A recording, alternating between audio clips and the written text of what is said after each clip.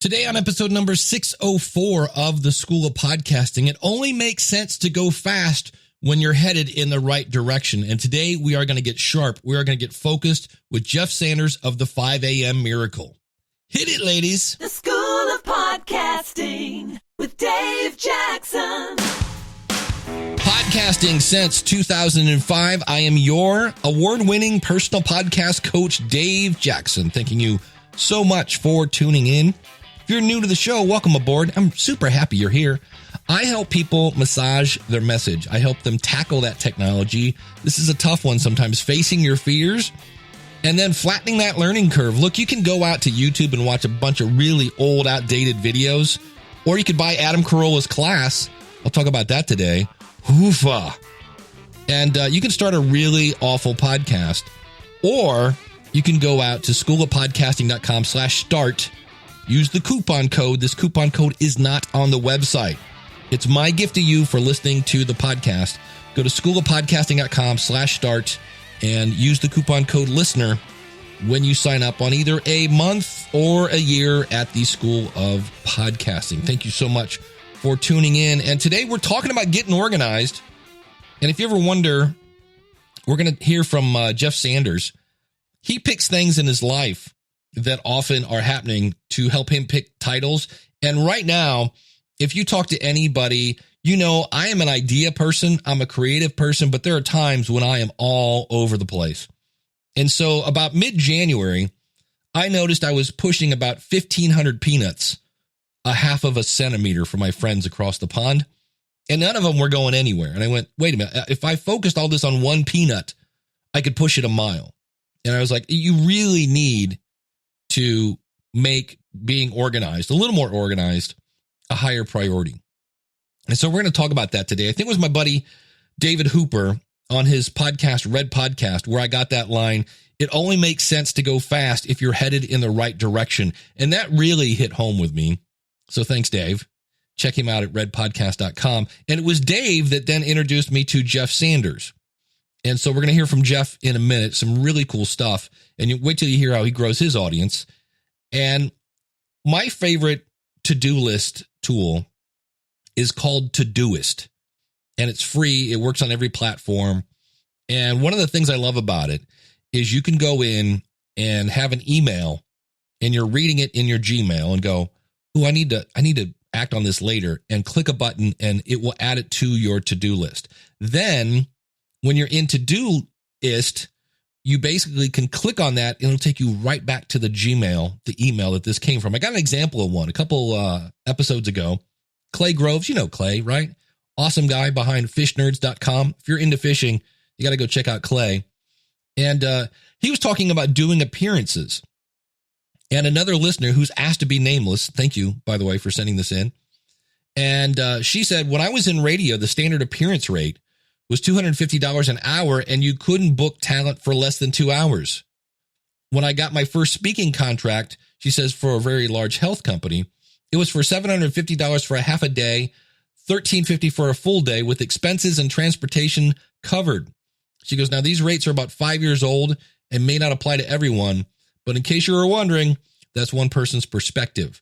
Now, I had that as you need to mention this on your show. It's been in my to-do list for a while. Did I mention that I needed to get a little more focused? Yeah, but I never lost that. That's the cool thing. And so with Todoist and Evernote, you can really get focused. And that's the whole point of Evernote, is your brain is not meant to remember everything, because that's the problem. We're trying to juggle 37 balls at the same time. If we could put some of those in a nice, safe place that we can go to later, then we can focus on the things that we want to get done in front of us. Now, speaking of things that are going to be right in front of us, one of them is podcast movement. How's that for a transition? Yeah, July 23rd through the 26th, Philadelphia, Pennsylvania. Use the coupon code SOP and it gets you $50 off any level of registration at Podcast Movement. You're like, Dave, what is it? It's for any podcaster. You're brand new? Come on over. Are you a veteran? Come on over. Anyone looking to start their podcast the right way, over 2,000 podcasters. So think about all the networking opportunities there are going to be there. It's going to be awesome. for 3 days of workshops, panels, and parties. Now, when you hear parties, it's not like, toga. No, nothing that crazy. This is a lot of times where the magic happens, is at these parties where you get to network with everybody. It's really, really cool. You're going to have over 100 sessions. Think 100 sessions on topics ranging from the technical side of podcasting, setting up your equipment, audio production, marketing, monetizing if you want to make money with your podcast. It's all going to be there for you to learn, as well as over 60 vendors. So if you're looking for what microphone to use or what media host to use, I'm going to be at the Libsyn booth. Stop by and see me. Anyone who matters is going to be there to help you out. Again, it's at podcastmovement.com, July 23rd through the 26th in Philadelphia, PA. Use the coupon code SOP and get $50 off any level of registration. Thank you, Podcast Movement, for sponsoring the School of Podcasting. I hope to see you there.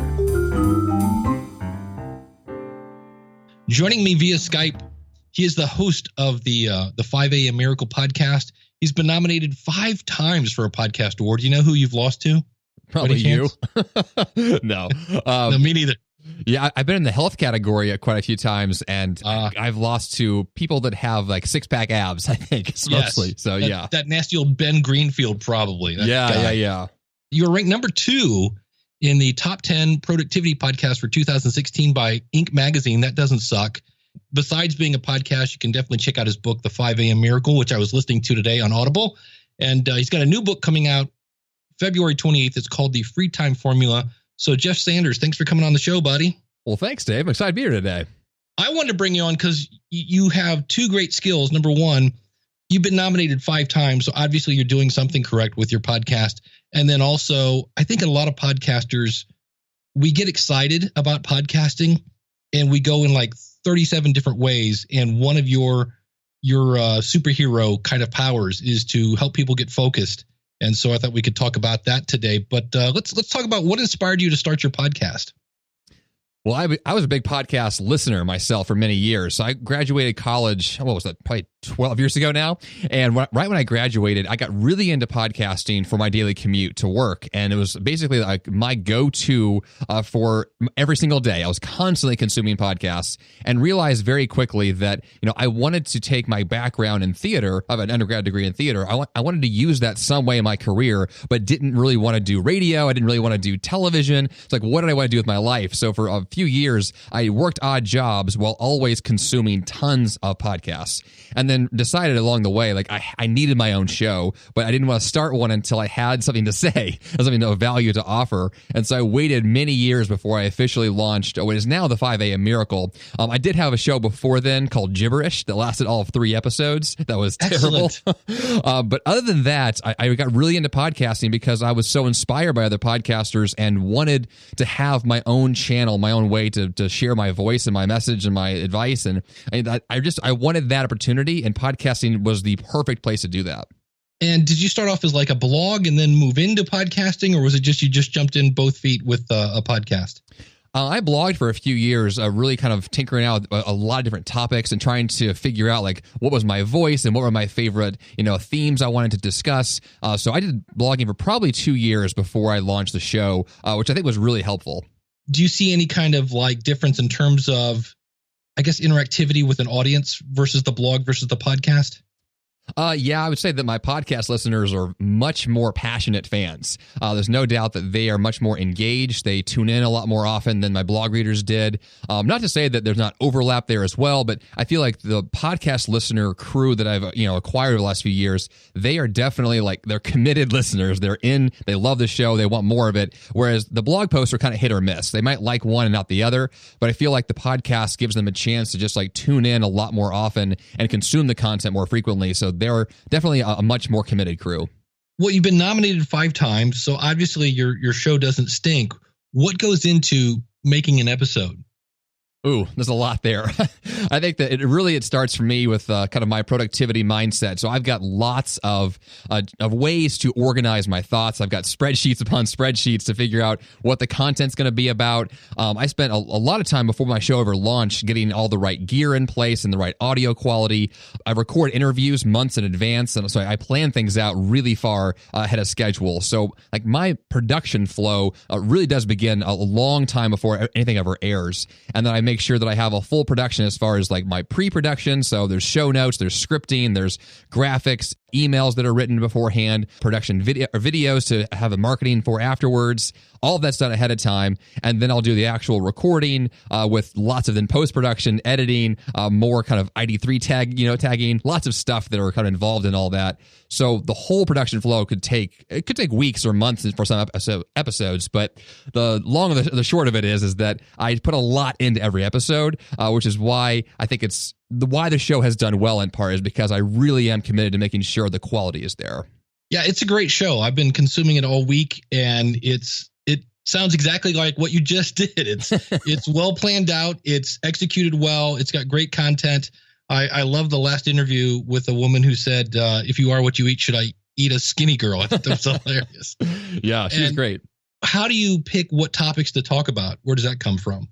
I would say the majority of what it comes from is whatever I'm currently going through. So if I'm going to do an episode that's just a solo show of me talking about a current topic that's related to my show, so healthy habits, personal development, productivity related, I generally will try to pull from something I'm currently experiencing or something that I have recently done in my life or business that has worked well, so I can share those lessons on the show. And so the vast majority of my content is just plucked from my own life, unless I'm doing an episode that's an interview, in which case the content is based upon the guest. But even with the guests, I want to make sure that their content they're going to share also fits well with the overall feel of my show. So it's planned in the sense that I really want to make sure every episode fits with my overall trajectory of where the show is headed. But in the same sense, I'm also very impulsive, and I choose content that I think is something I'm currently passionate about, to make sure that when I do my recording, I can really share that sense of newness and enthusiasm about the topic at hand.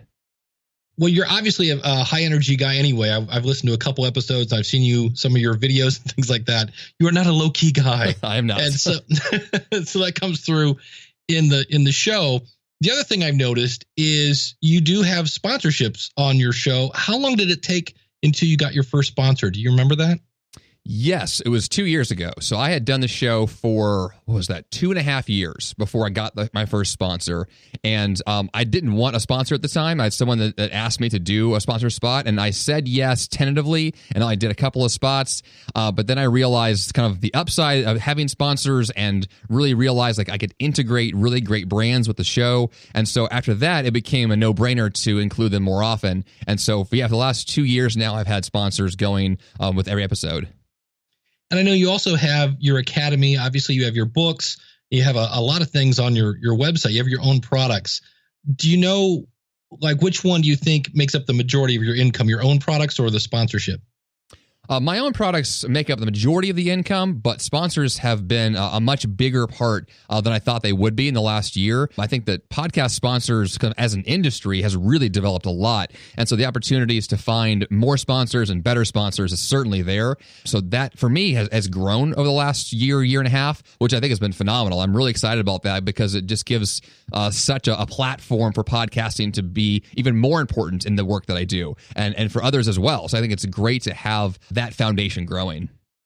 A mutual friend of ours, David Hooper, who does the Red podcast, he had said, if you come on the show, I need to ask you the question, which is basically because of your podcast. If you have something that wouldn't have happened, that did happen because you have a podcast, how would you answer that question? Well, I'm a published author, 2-time published author now because of my podcast. There's no doubt that both of my books that are now, the first one that came out 2 years ago, The 5 a.m. Miracle, and the second one now, The Free Time Formula, both of the editors that approached me did so because of the show. The first one literally emailed me and said, my publisher asked me to find someone who could talk about productivity, and that happens to be like an ongoing content, creator, and your name was, top of the list. And I was thinking, like, how is that possible? And she said she found me in iTunes. Like, she did a search in iTunes and saw my show and heard my voice and immediately emailed me. And it just blew my mind that was even possible. And so I went from someone who wanted a book deal for many years, and actually I pitched a lot of publishers years ago for an idea that it went nowhere. So to have someone reach out to me was just incredible. And all of a sudden I had a book deal, and then 2 years later the book came out, and then now here I am again with a second book with a different publisher as well. So it's just, there's no doubt that the power of podcasting is there because your voice is out there and people can find you and resonate with your message a whole lot faster than they can in other mediums. So yeah, because of my podcast, I'm an author, and it's awesome. Now, I know you have a degree kind of that deals a little bit with psychology and theater. Do you have any kind of radio experience? I don't, actually. I was planning to do radio in college, and I got kind of sidetracked with other things going on. So no formal radio experience, no. Yeah, because you have the pipes. You have that cool, just that radio guy kind of thing without sounding like the cheesy radio guy, which is even better. I did see another Because of My Podcast story on your Facebook this morning. Tell us about your mail carrier. Yeah, so I got an email that was totally out of the blue from a listener who I've never heard of, who just wanted to email me and said that she has been a mail carrier as her career for many years and has listened to music every day when she delivers mail. And about 5-6 months ago, she switched over to listening to podcasts instead and found my show and has been binge listening to it ever since, and just wanted to thank me for kind of the inspiration from the show, and that how she's now starting her own side business. And she's just really pumped to want to consume more podcasts and dig in further and learn more. And it was just this realization for me, like, once again, like, there are people listening to me when I'm talking, which is weird because I'm in my, home office by myself when I podcast. So to know that I'm actually reaching real human beings who are listening and changing their lives because of what I'm talking about, like, that's just so powerful and incredible to hear those stories. And so whenever I hear those, it really like reinforces why I podcast. And I think it's just a really incredible aspect of podcasting that, you can't see when you're behind the mic, but you can once people, tell you about those stories. And it's great to hear. You mentioned, was it Gibberish was your first podcast? Yeah. Why did that one die? Apparently a quick, painless death. I don't know what was the ideas behind that, and why didn't it work?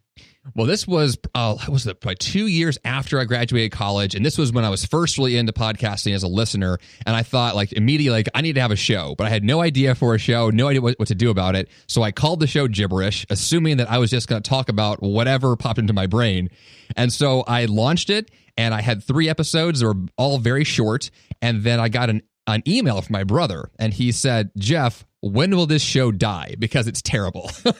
He was just like so adamant about it. He was like, "This is a terrible podcast." And right then and there, I was like, "Okay, it's done. I'm done. I can't do this. I'm out."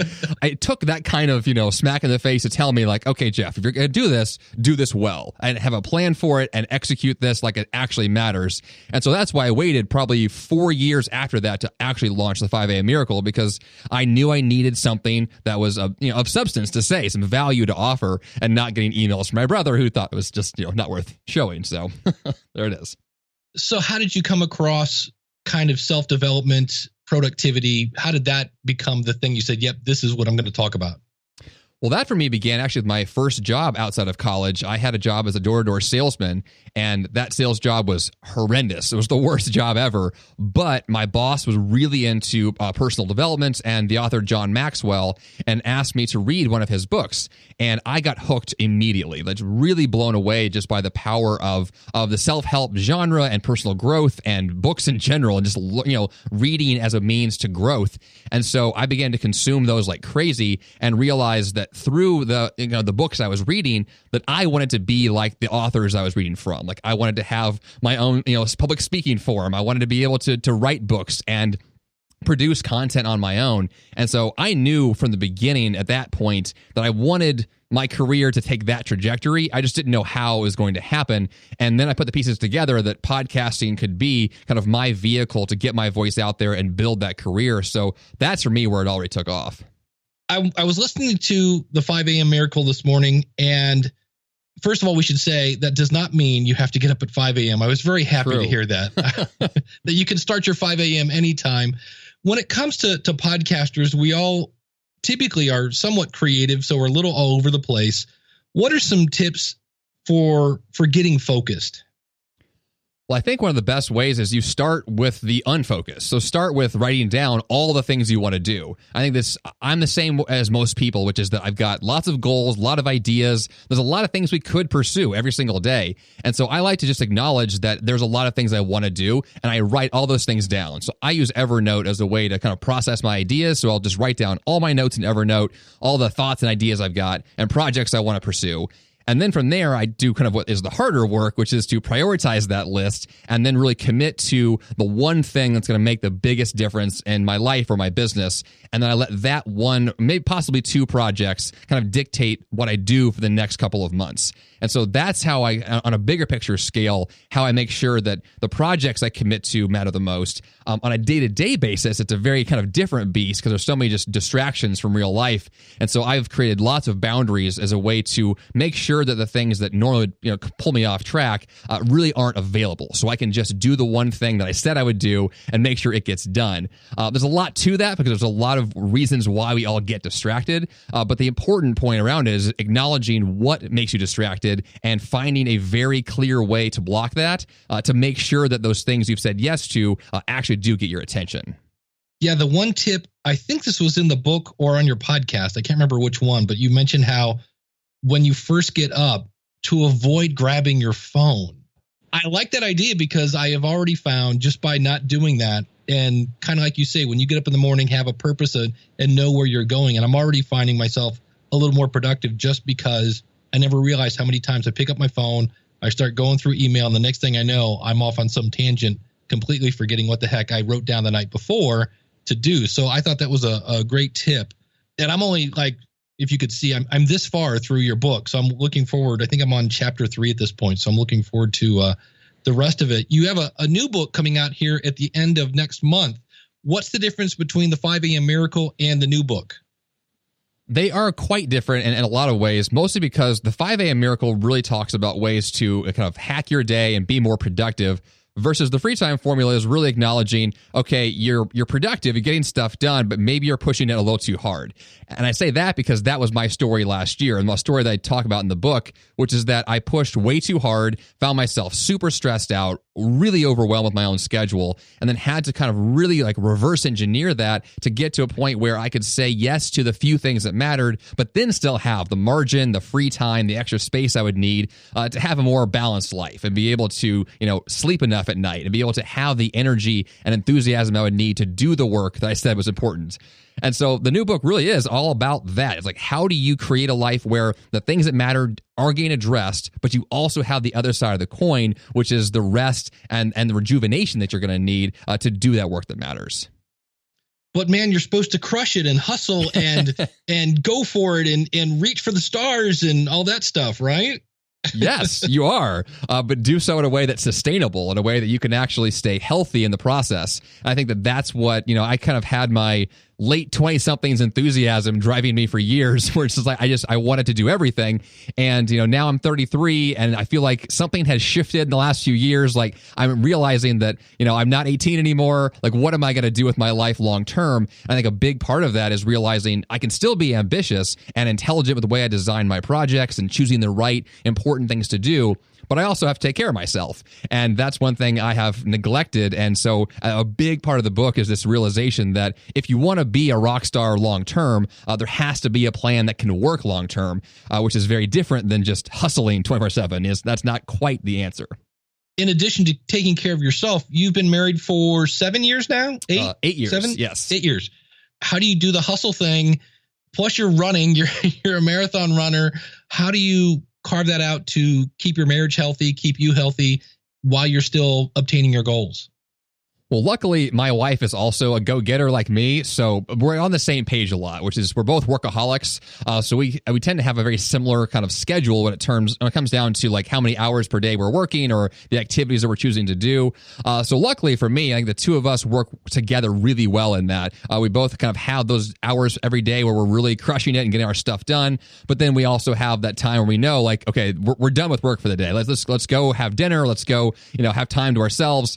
And that has worked out really well because we have those conversations about productivity all the time. Like, how does your day going to work out today? Like, what time do you have available to hang out? And we just plan our lives together. And so because of that, I think it has worked to our advantage that we're on the same page. We want the same things. So we can like intelligently and proactively carve out time for ourselves. It's a novel idea. It's called communication. Oh my goodness. Exactly. Well, what do you think is probably the biggest myth when it comes to people that say, oh, I can't, I don't have enough time to write things down. That's always a good one. Well, I think it's funny when people say they don't have enough time because we all have enough time. We're all using our time in certain ways. It's just a question of priority and motivation, right? If you want something, you're going to make it happen. Whether it's a Netflix show you want to watch or a trip you want to go on or a new job you want to apply for, like we always find the time, the things that matter to us. It's just a question of what matters to you right now. What do you care about? And then when you ask that question and you write it down and say, this is the thing I want, it is amazing how easy it is to then reorient your calendar to make that thing possible. And it happens to me every single time that I have a new project I want to pursue. My initial thought is, this is too much. I can't handle it. But as soon as I acknowledge this is my new priority, well, I just look at my calendar and I see the time to make it happen. I can begin to craft my life around what it is that I said that I care about. And so that's all it really takes is just acknowledging what you're passionate about, what you're motivated to achieve, and then let your calendar orient around that goal. And you'll find those times before work, during your lunch break, in the evenings, whatever it takes, you'll find the time. Like that's how I built my podcast initially. I had a full 9-to-5 job for many years and built my brand and podcast on the side. And it's just, you make the time because you care about it. So that's what it's really about, is acknowledging what you really want and then allowing your calendar to shape to that. How do you make yourself go to bed? That's tough, especially when you care about the work you're doing. All right, it's tough to turn off the motivation. It's tough to turn off that stuff. So for me personally, I created what I call an evening boundary, which is just saying at some time in the evening, usually for me it's 8 p.m. or 9 p.m., I will set a boundary and say that's my evening deadline. The same as it would be if you were clocking out of work, at an office. Like you have to get out the door at some point. So you set a boundary and you stop work for the day. And that means I turn off the TV, I turn off the computer, turn off the phone, everything's off so that I cannot do those things that I've been doing. And then I just, take a shower, read a book, go to sleep. Like make it a simple process where all the things that keep you up, you force yourself to wrap those things up and turn it off by a certain deadline. I don't tend to like deadlines generally, but I know that I have to have them because if I don't, like I will just keep working. I'll work until midnight or later. And that can't last that long. So there has to be a line in the sand at some point. And so I think it's healthy to identify when that would be and just make that part of your lifestyle. Yeah, that's what I've been doing is I'm a big fan of The Woman in the Tube from Amazon. And I now will walk in and pick like, where's my deadline to go to bed? And I will have her basically start yelling at me because otherwise I'm with you. I will stay up till the one day I stayed up till I looked up and I'm like, it's 1 a.m. and I'm like, oh yeah, I was supposed to go to bed like 2 hours ago. Mm-hmm. So that's always good to go. So what are you doing? How do you grow your audience? I think that, in the last probably 6 months, I added in a new kind of marketing feature, a little video that I produced through a company called Wave, WAVVE, which has been really helpful for social media purposes because you can make a quick little kind of video with your podcast snippet built into it. And that's worked really well on Instagram and Facebook. So I've seen some growth through that. I definitely do a big email marketing push with every episode that comes out. So growing my email list has been helpful as well. But the biggest audience for me, for most podcasters as well, comes through iTunes. And so a lot of ways, my show has done well over the years because of the keywords I've had in my show titles and things along those lines. But the biggest jump that I saw initially, the one that continues to work long term, is getting your podcast featured in any way you possibly can on websites that have a big audience. So in the beginning, my podcast is featured on a blog called The Art of Manliness. And he has a podcast now as well with the same name. And it's a really popular blog. And they did an article called like the top 24 podcasts for men. And my show was like 3 months old and I was number 23 on the list, like almost at the very bottom. But just being on that list list, all of a sudden my download numbers like tripled overnight, and it just started growing from there. And so I've seen over time that when I can get my podcast featured in front of bigger audiences, that will just bring in new listeners, and they'll subscribe and then tell their friends, and it grows from there. And so a lot of my marketing methods now is networking, to try to get great guests on my show, to try to make sure that I'm talking to new people, to make sure that I can get some way or another my show mentioned in other brands. And that has worked wonders to make sure the show continues to grow long term. Now, when you were featured on that website, did you know that person? Did you kind of start to build a relationship, and then mysteriously your show shows up at number 23? Or was it the other way around, that, hey, this guy featured your show and you're like, oh, I should probably get to know this person? The first one was a sheer coincidence. He happened to find my show and feature it without me knowing about it. And then later on, I asked him like, oh, thank you for that. Let's do more work together if we can. So since then, I've been more intentional about it, because I saw the power of that very first post and realized if I have these guys as my friends, maybe I can get some better, benefits from that. And so that's kind of the, the networking angle of business in general. Just, the more people the more opportunities show up. And I feel like that is definitely true in podcasting, because you need to get your show featured everywhere you possibly can to attract your target audience. And that for me has worked out really well. When you reach out to a popular website, how do you go about doing that? You just say, hi, I'm Jeff, and I want to be featured on your site. How do you go about doing that? I think the easiest way to do that is to use the power of your own podcast as the platform to ask that person to be a guest on your show, or to ask someone who works for that company to be a guest on your show, or try to find some other angle where you can offer something to them first. That has always worked well. So there's plenty of people where I have reached out to them and said, hey, I want to do an interview of you on my podcast. I'll feature you with all of my audience. And then a few months later, I might send an email and say, hey, your show did really well. You got X number of downloads from that. Hopefully it's worked for you well. Would you mind featuring my podcast at some point on your brand? And it's really hard for them at that point to say no to me. So it's a very easy yes. So the goal is always to offer value first, and then from there, put in the ask. Value first. What a novel idea. I like that idea. And I got to credit Natalie Ekdahl from Biz Chicks. Chicks is CHIX. She had a great quote in one of her podcasts. She says, when you do an interview, it builds your network. And when you do a solo show, it builds your business. And I was like, ooh, that is so true. And you do both those very, very well. Oh, yeah. So, yeah, the more people that know you, the more people that somebody says, oh, I'm too busy, I'm so disorganized, they're going to go, you know what? You need to go to jeffsanders.com, check out this guy's book. And then there goes the podcast. The podcast feeds the book feeds more word of mouth, et cetera, et cetera, et cetera. So totally awesome. I know the new book is coming out February 28th. It's called, again, The Free Time Formula. Tell us about all the fun-filled things that can happen if somebody comes over and pre-orders your book.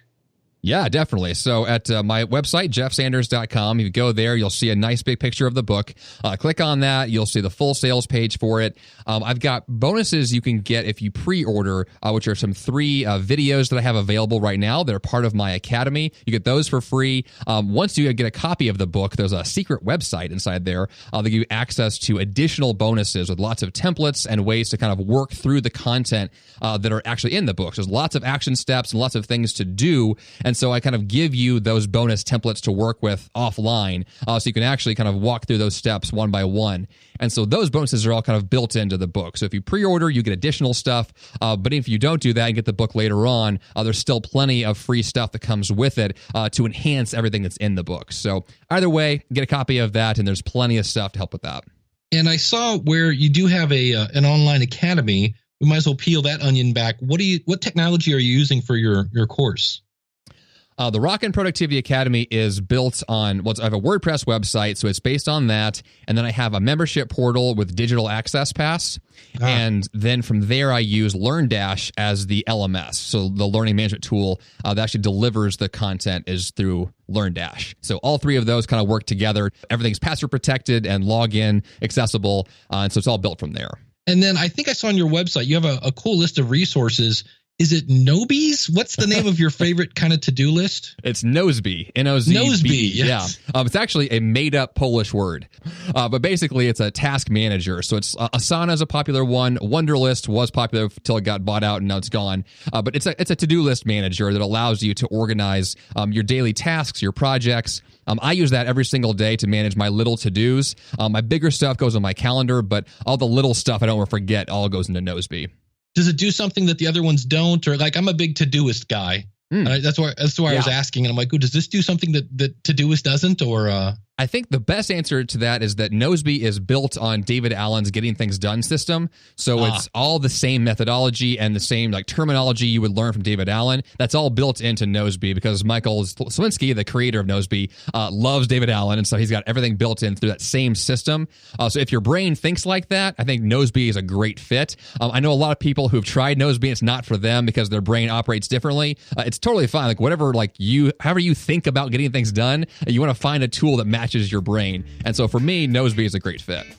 If you want to check out anything Jeff Sanders, it's super easy. Just go over to jeffsanders.com. Again, check out his podcast. It's called The 5 a.m. Miracle. Check out the book by the same name. And if you're listening to this after February 28th, check out the Free Time Formula. If you're listening to this before February 28th, go over and do the pre-order. And there's a ton of stuff that you can get for the pre-order. So, Jeff, thanks so much for coming on the show, buddy. Well, thanks, Dave. A lot of fun today. One other quick note on Jeff. First of all, did you notice 2.5 years to get that sponsor? Not 6 episodes, not 6 weeks, 2.5 years to get that sponsor. Not trying to rain on your parade. Just go in with your eyes open.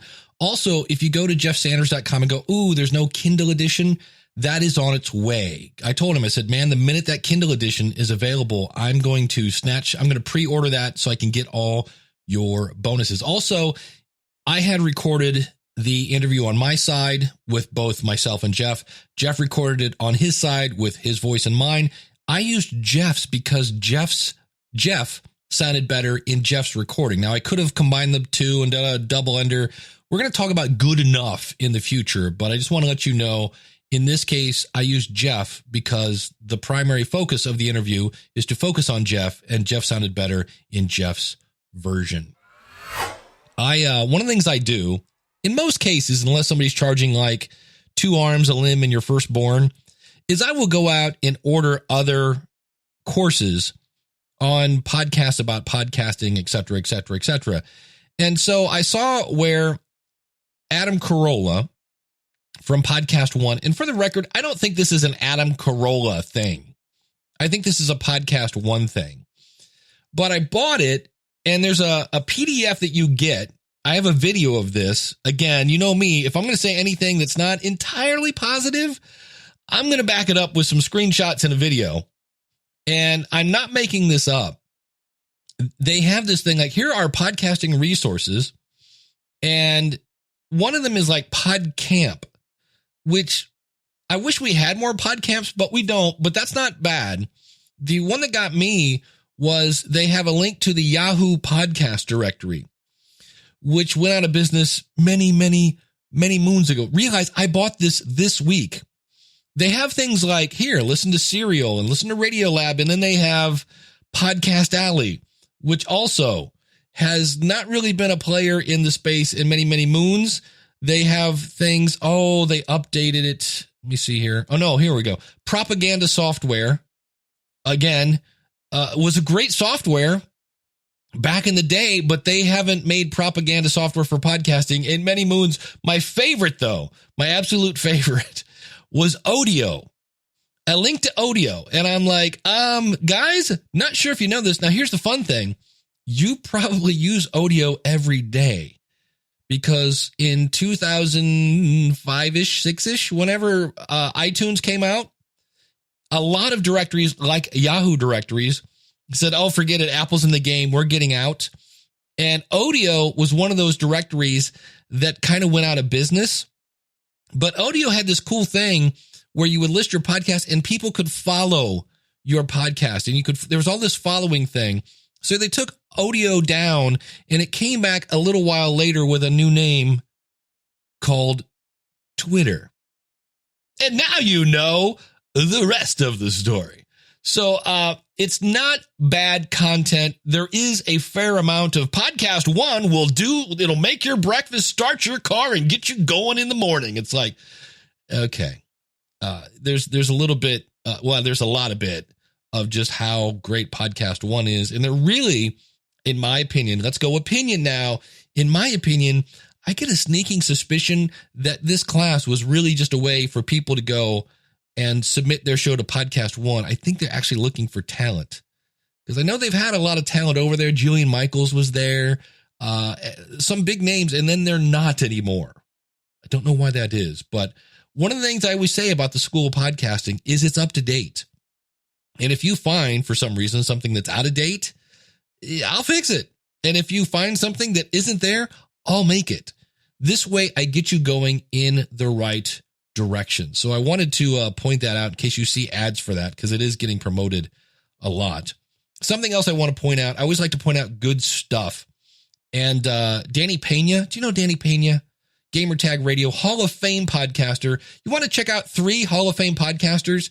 I got done listening to the New Media Show with Hall of Fame podcaster Todd Cochran, co-host Hall of Fame podcaster Rob Greenlee, and they had Hall of Fame podcaster Danny Pena, who's going to be celebrating. All these guys are doing like 13 years. Danny is coming out with a documentary about Gamertag Radio in February, so I'll let you know when that's available. Danny's been on this show. What a phenomenal story. This is a guy that gets off the couch. Danny's middle name is Community. And if you are looking face-to-face with Danny, I guarantee you behind him are 5 people that have come probably 100 miles away to hang out with this dude. And so it's a great conversation about growing your audience. I will have links to this out at schoolofpodcasting.com/604. We're going to talk a little gear, just a little bit. Remember, it's not the technology that gets you an audience, but I found a mixer, a PreSonus StudioLive AR12 USB mixer. It's not cheap. It's $500. The reason I bought it is it has everything I'd like in a mixer. I'm not a huge fan of USB, but this one is USB. It's got sliders instead of buttons. It has a mute button for each channel. It has inserts. It has 3-level EQ. It's got a built-in SD card reader. That's the big thing I loved about it. And it's got an on-off switch. I know that sounds weird, but some mixers don't. I bought it. It had this weird little high-pitched whine. Long story short, worked with their tech support, updated a driver, a couple other things, and it's working fine now. I am finding out that it does this thing where you can send like every channel to your software, but I'm still having to like turn everything up to 11, basically, to get any kind of serious level into my software. That is not a deal breaker. I just have to know that's what I got to do. And so far, everything seems to be working okay on that. Should mention, before we get out the door here, I am going to be at PodFest this weekend. Go to podfest.us, February 8th through the 10th in Orlando, Florida. This is a great time. Plus, I'm going to be roasted, and that's going to be an interesting experience. Then at the end of February, I'm going to be in San Diego, California. This is a huge conference. I've been told over and over and over that the networking at social media marketing world is like no other. We're talking an opening ceremony on a aircraft carrier. And I'll have links to this out at schoolofpodcasting.com/604. Looking forward to both those events. February, the Florida people, I almost have like a second family in Florida. Really looking forward to that. I'll be at the Libsyn booth if you come to PodFest. And so that's going to be a lot of fun. And I should let you know that next week's episode will be a little late. It'll be out on Monday day, as opposed to usually it comes out Sunday night at midnight.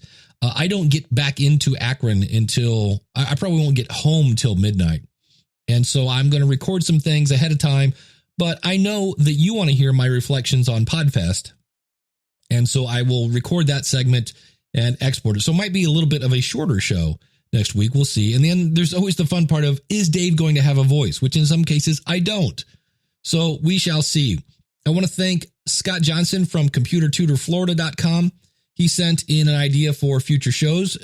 Scott, we're going to bring that back in March. I want to thank Joe from Stacking Benjamins. He gave me some insights into some things we're going to be sharing. And I would love to hear from you. schoolofpodcasting.com/contact. If you have anything you would like me to talk about or research on the show. I did buy a Zoom H1 portable recorder. I'll be talking about that in the future. And we're going to talk about some things. I've actually updated the School of Podcasting website, and we're going to look at the concept of good enough. Yeah. You know what? It's good enough, and how sometimes perfection can just cripple you. And so we'll talk about that in the future, as well as anything that you would like to talk about.